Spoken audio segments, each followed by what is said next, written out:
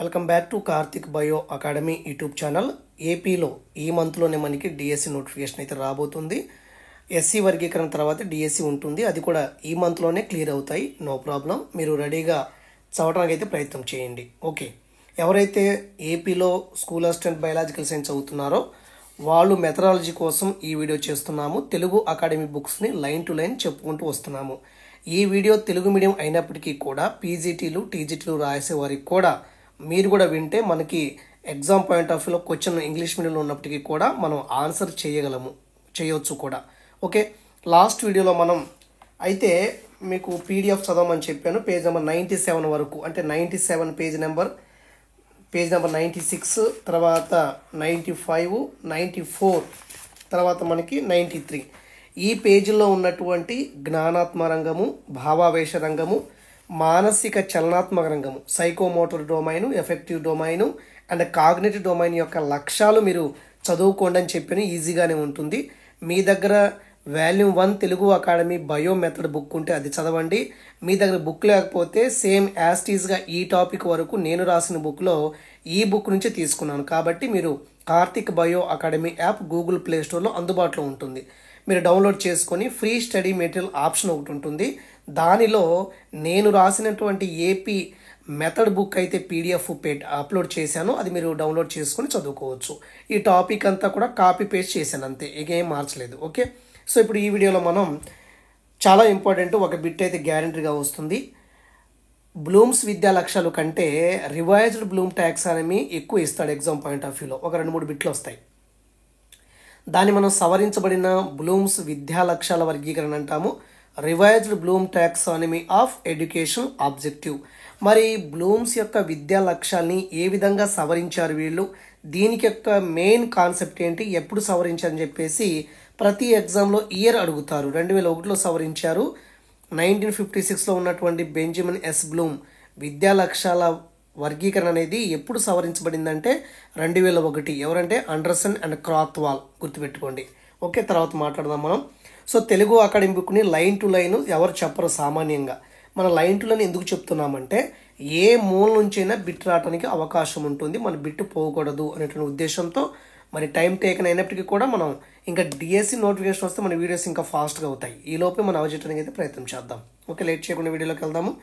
ఇక్కడ ఏమంటున్నారంటే ప్రతిదీ ఇంట్రెస్ట్తో వినండి. మీకు బోర్ అనిపిస్తే క్లోజ్ చేసేయండి, ఇంట్రెస్ట్తో వినండి. ఓకే, ఎవరైతే సీరియస్ అవుతున్నారో వాళ్ళే చాలా జాగ్రత్తగా వినండి. ఇక్కడ ఏమంటున్నారంటే 1956లో మనకి బ్లూమ్స్ విద్యా లక్ష్యాల వర్గీకరణ ప్రింట్ అయినప్పటి నుంచి విద్యాభ్యాసంపై తీవ్ర ప్రభావం చూపింది. సో విద్యా లక్ష్యాల వర్గీకరణ ఎప్పుడైతే ఇతను చేశారో దాని అనుగుణంగానే మనకి అప్పుడు ఉన్నటువంటి ఎడ్యుకేషన్ సిస్టమ్ పైన మనకి 2001 వరకు 1956లో ఉన్నటువంటి విద్యా లక్ష్యాల వర్గీకరణ మనం అమలు చేశాము. అది విద్యాభ్యాసంపై చాలా తీవ్ర ప్రభావం చూపుతుందని చెప్తున్నారు. అంటే 1956లో ఎప్పుడో చేశారు విద్యా లక్ష్యాల వర్గీకరణ, అది 2001 వరకు కొనసాగింది. ఓకే, అయితే ఈ వర్గీకరణ అభ్యాసన భావనను ఎలా మార్చిందంటే, అంటే ఈ వర్గీకరణ, ఈ బ్లూమ్స్ విద్యా లక్ష్యాల వర్గీకరణ అంటే విద్యా లక్ష్యాల వర్గీకరణ ఈ యొక్క క్లాసిఫికేషన్ ఏం చేసిందంటే అభ్యాస భావనను, లెర్నింగ్ కాన్సెప్ట్ను సరళంగా మార్చింది, ఏక పరిమాణాత్మకంగా. అంటే బ్లూమ్స్ యొక్క విద్యా లక్ష్యాల వర్గీకరణ ఎలా ఉంటుంది, సరళంగా ఉంటుంది, ఏక పరిమాణాత్మకము, యూనిడైరెక్షన్ మాత్రమే ఉంటుంది. అంటే ఏక పరిమాణాత్మకం అంటే డైమెన్షన్గా ఉంటుంది అంతే. అంటే ఇతర ఉద్దేశం ప్రకారము జ్ఞానాత్మక రంగము, మానసిక చలనాత్మక రంగము, సైకోమోటర్ డొమైన్ ఉంటాయి, దాంట్లో లక్ష్యాలు ఉంటాయి. అంటే ఒక డైమెన్షన్లు మాత్రమే ఉంటాయి, ఏక పరిమాణాత్మకంగా ఉంటాయి. తర్వాత ప్రవర్తన నమూనాలో ఒక నిర్దిష్ట క్రమానుగతను అనుసరించిందనమాట. అంటే మనకి ఈ సైకోమోటర్ డొమైన్లో ఒక నిర్దిష్టమైన క్రమానుగతంగా అనుసరించింది. అంటే ఈ సైకోమోటర్ డొమైన్, మానసిక చలనాత్మక రంగంలో ఉన్నటువంటి లక్ష్యాలన్నీ కూడా ఒక నిర్దిష్ట క్రమంగా ఉంటాయి. అంటే బెంజమిన్ ఎస్ బ్లూమ్ అనేటువంటి శాస్త్రవేత్త విద్యా లక్ష్యాన్ని వర్గీకరణ చేసినప్పుడు మన చదువు అనేది, అభ్యాసం అనేది, ఆ కాన్సెప్ట్ అనేది సింపుల్గా అయిపోయింది, ఏక పరిమాణాత్మకంగా ఉండేది. ప్రవర్తన నమూనాలో చాలా చేంజెస్ వచ్చాయి, ఒక నిర్దిష్ట క్రమానుగతంగా జరిగిందని చెప్తున్నారు. అంటే ఇక్కడ ఏం హైలైట్ చేస్తున్నారు, బ్లూమ్స్ విద్యా లక్ష్యాలని ఇక్కడ హైలైట్ చేస్తూ ఉన్నారు. ఓకే, తర్వాత ఈ వర్గీకరణని మోడిఫికేషన్ చేయడానికి అనేక ప్రయత్నాలు కొనసాగుతూనే ఉన్నాయి 1956 నుంచి. తర్వాత ఉన్నత స్థాయిలో విద్యా ప్రణాళికను రూపొందించడము, బోధన అభ్యాసన ప్రక్రియ, మూల్యాంకన పద్ధతులను అభివృద్ధి చేయటం మొదలైన విషయాలకు సంబంధించి ప్రామాణికమైన సాధనాల ఆవశ్యకత ఏర్పడింది. సో ఇప్పుడు మనకి ఇలాగ విద్యా లక్ష్యాలు ఉన్నాయి స్కూల్ లెవెల్లో. మరి ఉన్నత స్థాయిలో ఏం చేయాలంటే ఉన్నత స్థాయిలో విద్యా ప్రణాళిక రూపొందించాలన్నా, మరి బోధన అభ్యాసన ప్రక్రియ జరగాలన్నా, మూల్యాంకన పద్ధతులు అభివృద్ధి చేయాలన్నా ఖచ్చితంగా ఈ యొక్క విద్యా లక్ష్యాలని ఆధునీకరించేటువంటి అవసరం ఏర్పడింది. Next one. ఓకే, సో వీటితో పాటు మనకి సంజ్ఞానాత్మక మనోవిజ్ఞాన శాస్త్రపు పురోగతి ఆధారంగా బ్లూమ్స్ వర్గీకరణలో కొన్ని మార్పులు అవసరమని భావించడం జరిగింది. సో మనకి కాగ్నేటివ్ సైకాలజీ అంటే మనకి ఇంకా ఈ యొక్క విద్యా లక్ష్యాల్లో సంజ్ఞానాత్మకంగా అభివృద్ధి జరగాలని చెప్పేసి దీనిలో ఖచ్చితంగా మార్పులు చేయాలని చెప్పేసి అనేక మంది శాస్త్రజ్ఞులు అభిప్రాయపడ్డారు. దానికి అనుగుణంగానే మనకి ఏం చేశారంటే ఇది ఇంపార్టెంట్, 2001 మన తెలంగాణ బిట్లు అడిగాడు. 2001లో మనకి బ్లూమ్స్ టాక్సానమీ రివైజ్ చేశారని చెప్పి అడిగారు. ఓకే, అయితే మనకి విద్యా లక్ష్యాలు అంటే బెంజమిన్ ఎస్ బ్లూమ్ యొక్క విద్యా లక్ష్యాలు అనేవి అది సరళంగా ఉంటుంది, యూని డైమెన్షన్గా ఉంటుంది, ఏకపరిమాణాత్మకంగా ఉంటుంది అని చెప్పడం జరిగింది. దానికి అనుగుణంగానే దాంట్లో కూడా కొన్ని మార్పులు జరగాలి. అంటే మనకి సంజ్ఞానాత్మక మనోవిజ్ఞాన శాస్త్రం ఆధారంగా బ్లూమ్స్ యొక్క వర్గీకరణలో కొన్ని మార్పులు కావాలని చెప్పేసి చాలామంది శాస్త్రవేత్తలు అభిప్రాయపడ్డారు. దీనికి అనుగుణంగానే అతని శిష్యులైనటువంటి 2001 సంవత్సరంలో బ్లూమ్ శిష్యులైనటువంటి లోరిన్ డబ్ల్యూ అండర్సన్ అంటే సింపుల్గా అండర్సన్, అదేవిధంగా మనకి ఈ అండర్సన్ బ్లూమ్తో కలిసి పనిచేసి ఏం చేశారంటే ఇంకా 2001 సంవత్సరంలో ఈ యొక్క బ్లూమ్స్ యొక్క విద్యా లక్ష్యాలని ఆధునీకరించడానికి లేదా సవరించడానికి అతని శిష్యులు అండర్సన్ ఒకళ్ళు, అదేవిధంగా క్రాత్వాల్. ఈ క్రాత్వాల్ ఎవరు? డేవిడ్ క్రాత్వాల్. ఇతను బ్లూమ్స్ యొక్క విద్యా లక్ష్యాల్లో భావావేశ రంగం ఒకటి ఉంటుంది, సైకోమోటర్ డొమైన్ ఒకటి ఉంటుంది. దాని మీద కృషి చేసిన లేదా పరిశోధన చేసిన వారు ఎవరంటే డేవిడ్ క్రాత్వాల్. కాబట్టి 2001 సంవత్సరంలో బ్లూమ్ శిష్యులైనటువంటి అండర్సన్ అండ్ క్రాత్వాల్ ఇద్దరు కూడా ఏం చేశారంటే వీళ్ళు బ్లూమ్స్ యొక్క విద్యా లక్ష్యాన్ని వర్గీకరణ అంటే ఒక ప్రపోజల్ పెట్టారు. అదేంటంటే ఇక్కడ చూడండి, ఈ బ్లూము అదేవిధంగా అండర్సన్ అండ్ క్రాత్వాల్ వీళ్ళందరూ కలిసి ఏం చేశారంటే అభ్యాసంలో కొత్త అవగాహన స్థాయిలు, నూతన బోధన పద్ధతులతో కూడినటువంటి అంటే అభ్యాసంలో లెర్నింగ్లో మనకి ఏం ప్రవేశపెట్టారంటే అవగాహన స్థాయిలు, అండర్స్టాండింగ్ స్టేజెస్ ప్రవేశపెట్టారు. నూతన బోధన పద్ధతులు కూడా ఉండాలని చెప్తున్నారు వీళ్ళు. అంటే విద్యా లక్ష్యాలని సవరించేటప్పుడు దాంట్లో అవగాహన స్థాయి పెంచాలని చెప్పేసి దానిలోనే మనకి విద్యా లక్ష్యాల్లో నూతన బోధన పద్ధతులు ప్రవేశపెట్టాలని చెప్పేసి వీళ్ళు ఏం చేశారంటే ఈ యొక్క బ్లూమ్స్ యొక్క విద్యా లక్ష్యాలని సవరించి కొంత ప్రపోజల్ ఇచ్చారు. అది ఎలాగంటే ఇక్కడ చూడండి, a taxonomy of learning. Okay, a taxonomy of learning అంటే అభ్యాసానికి ఎక్కువ ఇంపార్టెన్స్ ఇవ్వాలని చెప్పారు. సో ఇంకేం చేశారంటే వీళ్ళు teaching and assessing a revision of Bloom taxonomy of educational objective అనేటువంటి సవరించినటువంటి బ్లూమ్స్ విద్యా లక్ష్యాల వర్గీకరణ ప్రపోజ్ చేశారు. అంటే సవరించబడినటువంటి బ్లూమ్ యొక్క విద్యా లక్ష్యాలు మనం ఏం చెప్పొచ్చు, ఏ టాక్సానమీ ఆఫ్ లెర్నింగ్ అని చెప్పొచ్చు, a taxonomy of learning, teaching and assessing మొత్తం ఒకటి, a revision of Bloom taxonomy of educational objective అనేటువంటి పేరుతో వీళ్ళు చేశారంటే ఈ యొక్క విద్యా లక్ష్యాల వర్గీకరణని ప్రతిపాదించారు. దానికి అనుగుణంగానే మనకి ఈ యొక్క బ్లూమ్స్ యొక్క విద్యా లక్ష్యాలని తర్వాత అండర్సన్ అండ్ క్రాత్వాల్ ఇద్దరు కూడా సవరించారు, మోడిఫికేషన్ చేశారు. ఎగ్జామ్ పాయింట్ ఆఫ్ వ్యూలో ఏ మోడిఫికేషన్ వచ్చింది, దేన్ని మార్చారు, ఏది కిందకి స్థాయిలో దిగింది, ఏది పైకి స్థాయికి వెళ్ళింది అనేటువంటి అంశాల మీద మనకైతే క్వశ్చన్ అయితే చేస్తారు. అయితే ఇక్కడ చూడండి, ఇక్కడ బిట్ రావచ్చు అవగాహన మనకి చూడండి ఒకసారి ఈ పేజీలోనే ఈ టేబుల్ నుంచి మనకి బిట్ రావడానికి అవకాశం ఉంటుంది.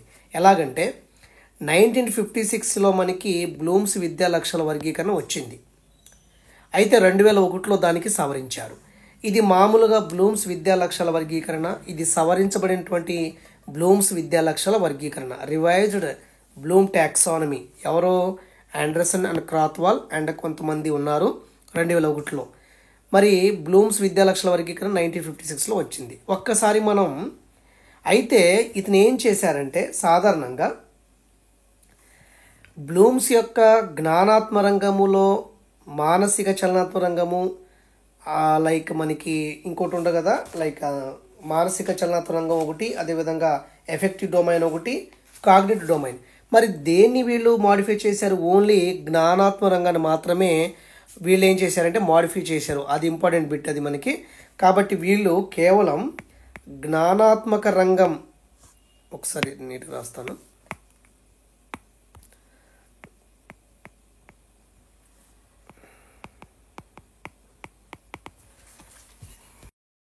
ఓకే. ఈ వర్గీకరణ చూడండి, కేవలం ఇక్కడ చూడండి సవరించబడినటువంటి బ్లూమ్స్ విద్యా లక్ష వర్గీకరణ దేన్ని సవరించిందంటే కేవలం జ్ఞానాత్మక రంగాన్ని మాత్రమే సవరించింది, గుర్తుపెట్టుకోండి. సో ఇప్పుడు మనకి బ్లూమ్స్ విద్యా లక్ష్యాల ప్రకారం ఏంటంటే ఒక్కసారి మన జ్ఞానాత్మ రంగంలో ఉన్నటువంటి లక్ష్యాలు చూద్దాం. ఇక్కడ చూడండి. సో ముందుగా మనకి జ్ఞానము, అవగాహన, అన్వయము, విశ్లేషణ, సంశ్లేషణ, మూల్యాంకనం ఉంది. Knowledge, understanding and comprehension, so application, analysis, synthesis, evaluation అని చెప్పొచ్చు. సో చాలా ఇంపార్టెంట్ అండి. ఇప్పుడు మనకి బ్లూమ్స్ విద్యా లక్ష్యాల వర్గీకరణ ఎలా ఉంటుందంటే కేవలం నామవాచకానికే ఎక్కువ ఇంపార్టెన్స్ ఇస్తారు, నామవాచకానికి. కానీ సవరించబడినటువంటి బ్లూమ్స్ విద్యా లక్ష్యాల వర్గీకరణ దేనికి ఎక్కువ ఇంపార్టెంట్ ఇచ్చిందంటే వెర్బ్కి, అంటే క్రియకి ఎక్కువ ఇంపార్టెంట్ ఇచ్చింది. నౌన్కి ఇంపార్టెంట్ ఇచ్చింది ఏంటి? బ్లూమ్స్ విద్యా లక్ష్యాల వర్గీకరణ. మరి దానికి దీనికి సంబంధం ఏంటంటే ఇక్కడ బ్లూమ్స్ యొక్క విద్యా లక్ష్యాల వర్గీకరణ ఎలా ఉంటుందంటే వన్ డైమెన్షనే, అది జ్ఞాన పరిమాణం మాత్రమే ఉంటుంది. కానీ సవరించబడినటువంటి బ్లూమ్స్ విద్యా లక్ష్యాల వర్గీకరణ ఎలా ఉంటుందంటే జ్ఞాన పరిమాణంతో పాటు సంజ్ఞానాత్మక ప్రక్రియ పరిమాణంగా ఉంటుంది, అంటే 2 డైమెన్షన్గా ఉంటుంది. ఇక్కడ మార్పు ఏం జరిగిందంటే ఇప్పుడు చెప్పేస్తాను చూడండి.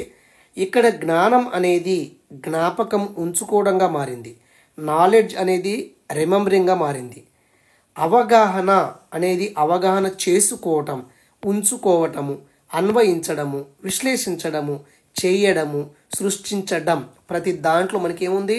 క్రియ, వెర్బ్ కనబడుతుంది. కాబట్టి నౌన్ అనేది వెర్బ్ కింద మారిందని అవగాహన చేసుకోండి.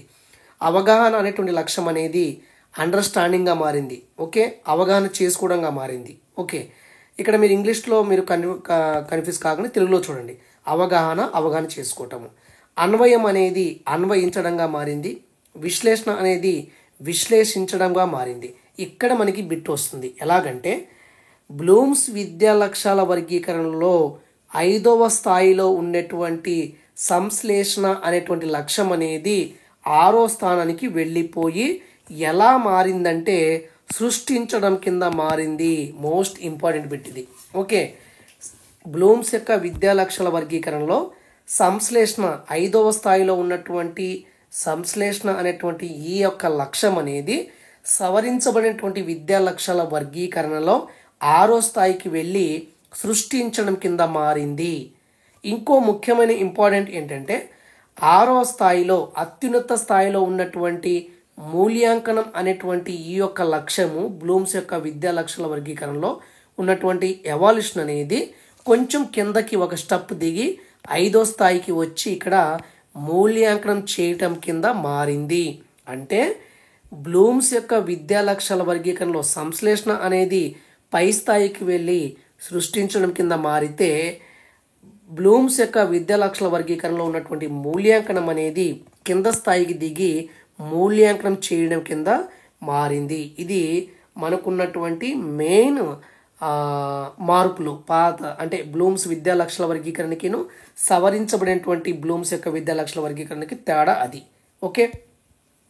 పైన చూపినటువంటి బ్లూమ్స్ విద్యా లక్ష్యాల వర్గీకరణ అదేవిధంగా రివైజ్డ్ బ్లూమ్ టాక్సానమీ మధ్య స్పష్టమైనటువంటి వ్యత్యాసం అయితే ఉన్నదని చెప్పొచ్చు. మనం ఒక టేబుల్ ఫామ్ ఇచ్చాడు, ఆ టేబుల్ ఫామ్ చదివితే మనకి ఈజీగా అర్థమవుతుంది. మనం లైన్ టు లైన్ చదువుతున్నాం కాబట్టి ఎక్స్ప్లెయిన్ చేస్తాను. సో ఇక్కడ చూడండి, ఫర్ ఎగ్జాంపుల్ అభ్యాసన ప్రక్రియ మీద జరుగుతున్నటువంటి పరిశోధనలో పురోగతి వలన ప్రాథమిక నిర్మాణంలో జ్ఞానం పాత్రను పునరాలోచించడమైనది.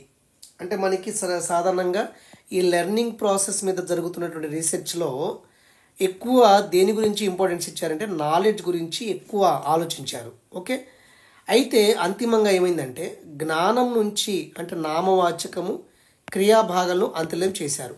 అంటే మనకి నాలెడ్జ్ అనేటువంటి ఈ యొక్క పదాల్లో యాక్చువల్గా ఇది ఒక నామవాచకం అనమాట. సాధారణంగా ఇది ఎలా మారిందంటే మనకి సవరించబడినటువంటి విద్యా లక్ష్యాల్లో క్రియ కింద మార్పు చేయటం అయితే జరిగింది. పక్క పేర్లు చెప్తాను. అంటే ఇక్కడ ఏమంటున్నారు చూడండి, మాతృక జ్ఞానంలోని నామవాచక అంశం ఏదైతే ఉందో అది జ్ఞాన పరిమాణంగా ప్రత్యేకించబడింది. అంటే యొక్క బ్లూమ్స్ యొక్క విద్యా లక్ష్యాల వర్గీకరణలో మెయిన్ ఏంటంటే మనకి జ్ఞానం అనేది ఒక నామవాచకంగా చూశారు అంతే. కానీ ఈ జ్ఞానం యొక్క క్రియాత్మక అంశము అంటే ఇక్కడ మనకి మాతృక జ్ఞానం అంటే బ్లూమ్స్ యొక్క విద్యా లక్ష్యాలు అనమాట. ఇవి 1956లో వచ్చినటువంటి బ్లూమ్స్ యొక్క విద్యా లక్ష్యాలు ఇవి.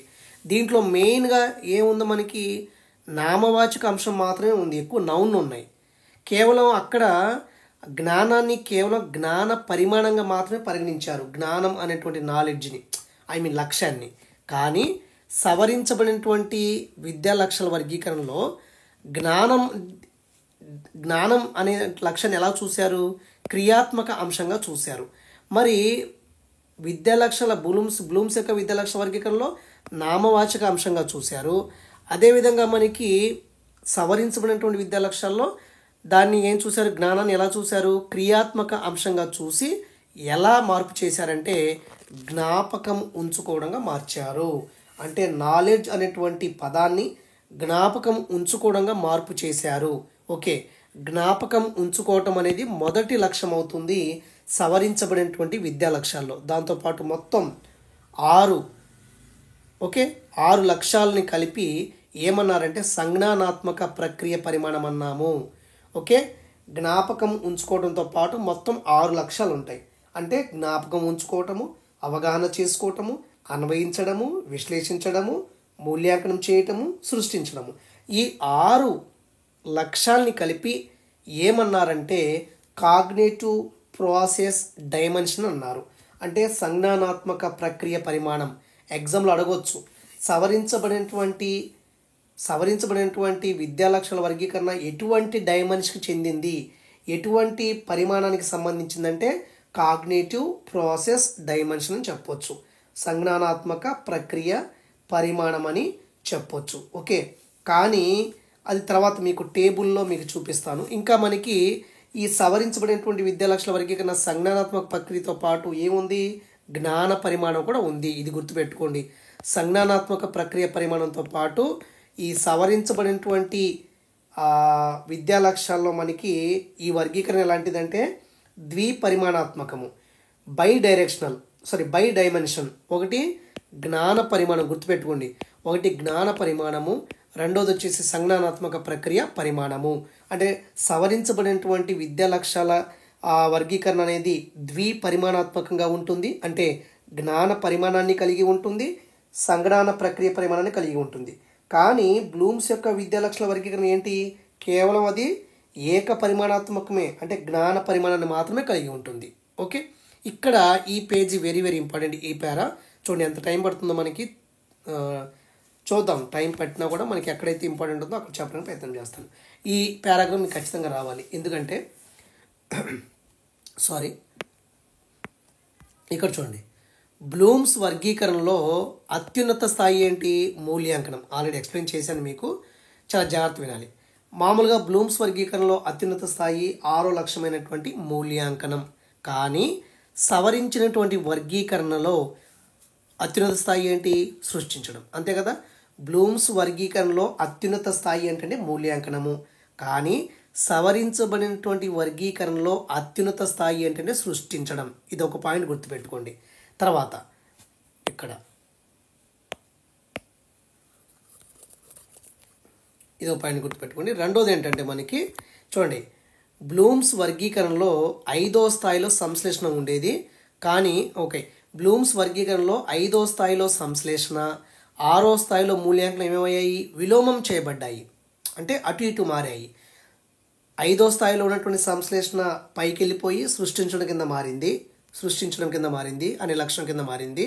6వ స్థాయిలో ఉన్నటువంటి మూల్యాంకనం అనేది కిందకి దిగిపోయి 5వ స్థానంలో మూల్యాంకనం చేయడం కింద మారింది అనమాట. ఓకే, సవరించినటువంటి వర్గీకరణలో మూల్యాంకనం కంటే పై స్థాయిలో సంశ్లేషణ ఉంచబడి అది ఎలా మారిందంటే క్రియేటింగ్, సృష్టించడం కింద మారింది. ఓకే, అయితే మనకి ఇక్కడ ఈ సవరించబడినటువంటి విద్యా లక్ష్యాల్లో ఇక్కడ ఉన్నటువంటి లక్ష్యాలు అంటే జ్ఞాపకం ఉంచుకోవటము, అవగాహన చేసుకోవటము, అన్వయించడము, విశ్లేషించడము, మూల్యాంకనం చేయటము, సృష్టించడం ఇలా ఉన్నాయి కదా ఇవి. ఈ లక్ష్యాలు ఎందుకు ఉపయోగపడ్డాయి అంటే విద్యార్థి యొక్క ప్రవర్తన కంటే ఆలోచన ప్రక్రియలను, అతని యొక్క ఆలోచన ప్రక్రియను వివరించడానికే ఉద్దేశించబడ్డాయి. కాబట్టి ఒక్కో స్థాయి పేరు నామవాచకం నుండి ఎలా మార్పు చెందిందంటే వెరీ ఇంపార్టెంట్, ఇది నామవాచకం నుంచి క్రియగా మార్పు చెందింది.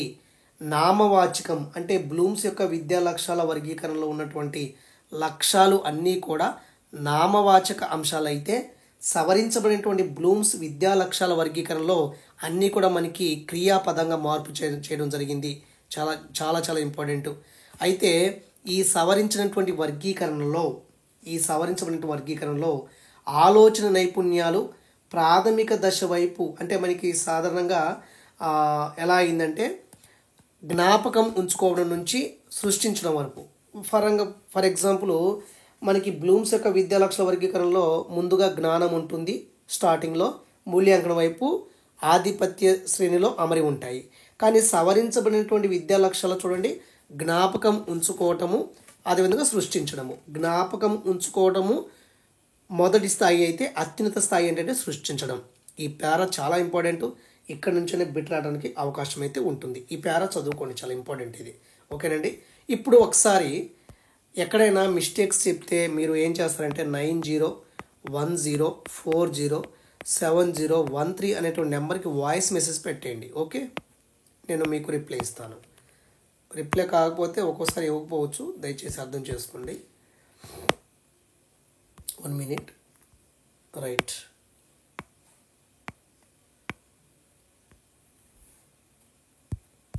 ఓకే, ఇప్పుడు మనకి బ్లూమ్స్ ఆండర్సన్ విద్యా లక్ష్యాల వర్గీకరణ మధ్య తేడాలు అని అడిగారు. ఓకే, ఇక్కడ ఇచ్చారు. ముందుగా మనం బ్లూమ్స్ విద్యా లక్ష్యాల వర్గీకరణ చూద్దాము. మరి దీన్ని రచించిన వారు ఎవరో, లేకపోతే దీని మీద ప్రయోగాలు లేదా క్లాసిఫికేషన్ చేసింది బెంజమిన్ ఎస్ బ్లూమ్. ఓకే, రచయిత. మరి ఈ రచయిత ఎవరు అంటే మనకి ఆండర్సన్ విద్యా లక్ష్యాల వర్గీకరణకి రైటర్స్ ఎవరంటే ఆండర్సన్ అండ్ డేవిడ్ ఆర్ క్రాత్వాల్ ఇద్దరు. అయితే ఇతను రాసినటువంటి గ్రంథం అంటే ఆ యొక్క విద్యా లక్ష్యాల వర్గీకరణ ఏ గ్రంథంలో పొందుపరిచారంటే taxonomy of educational objective, the classification of educational goal, handbook 1 cognitive domain 1956. వీళ్ళు ఏం చేశారు, ఇది important. A taxonomy for learning, teaching and assessing, a revision of Bloom taxonomy of educational objective 2001 కింద వీళ్ళు దాని యొక్క వర్గీకరణ ఆ గ్రంథంలో పొందుపరిచారు. ఓకే, ఇక్కడ 3వ పాయింట్ చూడండి. ఈ వర్గీకరణలో పదాలన్నీ కూడా నామవాచకాలే వాడాము, కానీ ఈ వర్గీకరణలో నామవాచకాలు ఎలా మారాయి, క్రియాపదాలుగా మారాయి. అంటే జ్ఞానం అనే ఒక నామవాచకం అనేది జ్ఞాపకం ఉంచుకోవడం అనేటువంటి క్రియాపదంగా మారింది. ఈ వర్గీకరణలో 6 లక్ష్యాలు సింపుల్ నుంచి కాంప్లెక్స్ వైపు అమర్చబడ్డాయి. అవి వరుసగా ఏంటి, 1 జ్ఞానము సింపుల్, కొంచెం కాంప్లెక్స్ అవగాహన, దీని తర్వాత అన్వయము, విశ్లేషణ, సంశ్లేషణ, మూల్యాంకనము. జ్ఞానం అనే లక్ష్యం ఒక నామవాచకం ఇక్కడ. కానీ ఇందులో ఏమైంది చూడండి, 6 లక్ష్యాలు ఎలా మార్చబడ్డాయి, సేమ్ సింపుల్ టు కాంప్లెక్స్ వైపు వెళ్ళాయి. అవి వరుసగా ఏంటి, ఇక్కడ జ్ఞానం అంటే జ్ఞాపకం ఉంచుకోవడం, ఇక్కడ అవగాహన అంటే ఇక్కడ అవగాహన చేసుకోవడం, ఇక్కడ అన్వయం అంటే ఇక్కడ అన్వయించడము, ఇక్కడ విశ్లేషణ అంటే ఇక్కడ విశ్లేషించడము, ఇక్కడ మూల్యాంకనం అంటే మూల్యాంకనం చేయటము, ఇక్కడ మూల్యాంకనం చేయటము, ఇక్కడ సంశ్లేషణ ఉంది కదా అది పైకి వెళ్ళిపోయి సృష్టించడం కదా మారింది. ఇది ఇంపార్టెంట్ బిట్, సృష్టించడం క్రియేటింగ్. ఓకే, అయితే జ్ఞానంలో ఉన్నటువంటి నామవాచక భాగాన్ని జ్ఞాన పరిమాణంగా, క్రియా భాగాన్ని జ్ఞాపకం ఉంచుకోవడం అనే లక్ష్యంగా ఏర్పాటు చేయబడింది. అంటే ఇప్పుడు ఇక్కడ ఏమైందంటే మనకి నాలెడ్జ్లో ఉన్నటువంటి నామవాచక భాగాన్ని ఎలా చూసాము, మనం జ్ఞాన పరిమాణంగా చూసాము. మీకు నేను టేబుల్లో చెప్పాను, అంటే జ్ఞానంలో ఉన్నటువంటి నామవాచక భాగాన్ని జ్ఞాన పరిమాణంగా చూసాము. కానీ అదే జ్ఞానాన్ని క్రియాభాగం అనుకున్నాం అనుకోండి, అప్పుడు ఎలా చూడాలి? జ్ఞాపకం ఉంచుకోవడం అనేటువంటి విషయంగా మనం చూడాలి. ఈ వర్గీకరణలో మూల్యాంకనం 6వ స్థాయిలో ఉంచబడింది, సంశ్లేషణ 5వ స్థాయిలో ఉంచబడింది. అంటే బ్లూమ్స్ యొక్క విద్యా లక్షల వర్గీకరణలో మూల్యాంకనం ఎన్నో స్థానంలో ఉంది? 6వ స్థాయిలో, సంశ్లేషణ 5వ స్థాయిలో. కానీ ఈ వర్గీకరణలో మూల్యాంకనం చేయడం అనేది 5వ స్థాయిలో మార్పు వచ్చి సంశ్లేషణ సూచించడం కింద మారి 6వ స్థాయిలో ఉంచబడింది. అంటే ఈ వర్గీకరణలో మూల్యాంకనం చేయడం అనేది 5వ స్థాయిలోకి వచ్చింది. ఓకే, అక్కడ సంశ్లేషణ అనేది ఎలా మారింది? ఈ యొక్క వర్గీకరణలో సృష్టించడం కింద మారి 6వ స్థాయిలో ఉంచారు. ఓకే, తర్వాత ఈ వర్గీకరణ ఏక పరిమాణాత్మకము. ఇది గుర్తుపెట్టుకోండి. అంటే జ్ఞాన పరిమాణాన్ని మాత్రమే కలిగి ఉంటుంది బ్లూమ్స్ విద్యా లక్షల వర్గీకరణ. కానీ ఈ సవరించబడినటువంటి విద్యా లక్షల వర్గీకరణ ఎలా ఉందంటే ద్విపరిమాణాత్మకము. అంటే జ్ఞాన పరిమాణం కలిగి ఉంటుంది, సంజ్ఞాన ప్రక్రియ పరిమాణాలని కలిగి ఉంటుంది. ఓకే, అయితే బ్లూమ్స్ యొక్క విద్యా లక్ష్యాలని, ఈ యొక్క లక్ష్యాలు ఎక్కువగా పాఠశాల స్థాయిలో పరిమిత వినియోగం కలిగి ఉంటుంది. కానీ ఉన్నత స్థాయిలో కూడా ఇక్కడ పరిమితము, ఇక్కడ విస్తృతము, ఇక్కడ పాఠశాల స్థాయి, ఇక్కడ ఉన్నత స్థాయి. అంటే పాఠశాల స్థాయిలో పరిమితంగా వినియోగంలో ఉంది, కానీ ఉన్నత స్థాయిలో విస్తృత వినియోగం ఉంది. అండర్సన్ విద్యా లక్ష్యాల వర్గీకరణ. ఓకే, చాలా చక్కగా అర్థమవుతుంది. ఇక్కడ చూడండి, అండర్సన్ విద్యా లక్షల వర్గీకరణ అంటే మనకి రివైజ్డ్ ఇచ్చారు. దీంట్లో అండర్సన్ వర్గీకరణ ఎలా ఉంటుంది? ఈ సవరించబడినటువంటి వర్గీకరణ ద్విపరిమాణాత్మకము. అంటే 2 పరిమాణాలను కలిగి ఉంటుంది. ఒకటి knowledge domain, 2 cognitive process dimension. Okay, knowledge dimension, cognitive process dimension అంటే జ్ఞాన పరిమాణము, అదేవిధంగా సంజ్ఞానాత్మక ప్రక్రియ పరిమాణము. జ్ఞాన పరిమాణము, సంజ్ఞానాత్మక ప్రక్రియ పరిమాణము. ఓకే, ఇది అయితే ముందు మనం ఏం చేయాలంటే అండర్సన్ ఈ యొక్క సవరించబడినటువంటి విద్యా లక్ష్యాలు అనేవి ద్విపరిమాణాత్మకంగా ఉంటుంది. ఒకటి జ్ఞాన పరిమాణము, 2 సంజ్ఞానాత్మక ప్రక్రియ పరిమాణం అని చెప్పాము. ముందుగా మనం ఏం మాట్లాడదామంటే చాలా ఇంపార్టెంట్ అండి ఇక్కడ. ఫస్ట్ వన్, దీంట్లో జ్ఞాన పరిమాణం గురించి మాట్లాడదాము. జ్ఞాన పరిమాణం తర్వాత మనం ఏం మాట్లాడదామంటే ఇది మాట్లాడదాము, సంజ్ఞానాత్మక ప్రక్రియ పరిమాణము. అయితే సంజ్ఞానాత్మక ప్రక్రియ పరిమాణంలో మనకి జ్ఞాపకం ఉంచుకోవటము, అవగాహన చేసుకోవటము, అన్వయించడము, విశ్లేషించడము, మూల్యాంకనం చేయటము, సృష్టించడం అన్నీ వస్తాయి. కానీ మనకి జ్ఞాన పరిమాణంలో 3 రకాల జ్ఞానం గురించి ఇక్కడ ఇచ్చారు. ఓకే, కాబట్టి మనకి అండర్సన్ విద్యా లక్షల వర్గీకరణలో అతని వర్గీకరణ, క్రాత్వాల్ ఇద్దరు కలిపి వర్గీకరణ లేదా సవరించబడినటువంటి వర్గీకరణ అనేది ద్విపరిమాణాత్మకము. అంటే 2 పరిమాణాలని కలిగి ఉంటుంది. ఒకటి నాలెడ్జ్ డైమెన్షన్, ఒకటి రెండోది కాగ్నేటివ్ ప్రాసెస్ డైమెన్షన్. మరి ఈ జ్ఞాన పరిమాణంలో ఏం వస్తుంది అంటే జ్ఞానం ఎలా వస్తుంది? అభ్యాసం ద్వారా మనం సంపాదిస్తాము. ఈ యొక్క జ్ఞాన పరిమాణంలో 4 రకాలు ఉన్నాయి, గుర్తుపెట్టుకోండి. 4 రకాలు. ముందు మనం దీని గురించి మాట్లాడదాం. ఒకటి వాస్తవిక జ్ఞానం, ఫ్యాక్చువల్ నాలెడ్జ్ అని చెప్తాము. రెండోది భావనాత్మక జ్ఞానం, కాన్సెప్చువల్ నాలెడ్జ్. 3 ప్రక్రియాత్మక జ్ఞానం, ప్రొసీజరల్ నాలెడ్జ్. అండ్ అధిసంజ్ఞానాత్మక జ్ఞానం, మెటాకాగ్నేటివ్ నాలెడ్జ్ అని చెప్పవచ్చు. ఇక్కడ ఒక్కొక్క నాలెడ్జ్ గురించి మాట్లాడదాము. ఇది ఇంగ్లీష్ మీడియంలో కూడా పీజీటీలో కూడా ఈ క్వశ్చన్ అడగడానికి అవకాశం ఉంటుంది. ముందుగా జ్ఞాన పరిమాణంలో వాస్తవిక జ్ఞానం ఫ్యాక్చువల్ నాలెడ్జ్. ఓకే, ఏంటంటే వాస్తవంగా అంటే వాస్తవం. ఒకటి గుర్తుపెట్టుకోండి, ఒక శాస్త్రానికి లేదా ఒక విషయానికి సంబంధించి సమస్యను పరిష్కరించడానికి, ఒక శాస్త్రానికి కానీ ఒక విషయానికి సంబంధించిన ఏదైనా ఒక విషయానికి సంబంధించినటువంటి సమస్యను పరిష్కరించడానికి విద్యార్థులు తప్పనిసరిగా తెలుసుకోవాల్సినటువంటి ప్రాథమిక అంశాలను కలిగి ఉండేదే వాస్తవిక జ్ఞానం. అంటే ఏదైనా ఒక సమస్య వచ్చింది, విద్యార్థులు పరిష్కరించుకోవాలి. అప్పుడు ఆ విద్యార్థులకి ఆ సమస్య ఎలా పరిష్కరించుకోవాలో కొన్ని ప్రాథమిక అంశాలు తెలిసి ఉండాలి. అదే మనకి వాస్తవిక జ్ఞానం, ఫ్యాక్చువల్ నాలెడ్జ్ అని చెప్పొచ్చు. అంటే ఈ జ్ఞానం ఎందుకు ఉపయోగపడుతుంది? ఆ విషయాన్ని కానీ ఆ శాస్త్రాన్ని కానీ అర్థం చేసుకోవటంలో ఉపయోగపడుతుంది. ఓకే, ఇంకా ఏం చేస్తుందంటే మనకి యథార్థ విషయాలు, పదజాలము, నిర్వచనాలు, నియమాలు, సమస్య పరిష్కారానికి సంబంధించి వివరాలు లేదా అంశాల్ని ఇది తెలియచేస్తుంది. వాస్తవిక జ్ఞానము. ఓకే, ఈ వాస్తవిక జ్ఞానం అనేది శాస్త్రాన్ని అర్థం చేసుకోవటంలో ఉపయోగపడుతుంది. మరి శాస్త్రాన్ని కానీ ఒక విషయాన్ని కానీ అర్థం చేసుకోవాలంటే అక్కడ యథార్థ విషయాలు, పదజాలము, నిర్వచనాలు, నియమాలు, సమస్య పరిష్కారం, దీనికి సంబంధించిన వివరాలు లేదా అంశాలు. అంటే ఒక విషయానికి కానీ ఒక శాస్త్రానికి సంబంధించి ఆ శాస్త్రానికి కానీ ఆ విషయాన్ని మనం అర్థం చేసుకోవాలి అంటే వాస్తవిక జ్ఞానం ఉపయోగపడుతుంది. ఇంకా ఆ యొక్క శాస్త్రాన్ని అర్థం చేసుకోవడంలో ఇంకా మనకి ఏమి ఉపయోగపడతాయి? యథార్థ విషయాలు ఉపయోగపడతాయి. అక్కడ పదజాలం కావాలి, కొన్ని నిర్వచనాలు కావాలి, కొన్ని నియమాలు కావాలి, సమస్య పరిష్కారం సంబంధించిన వివరాలు లేదా అంశాలు కావాలి.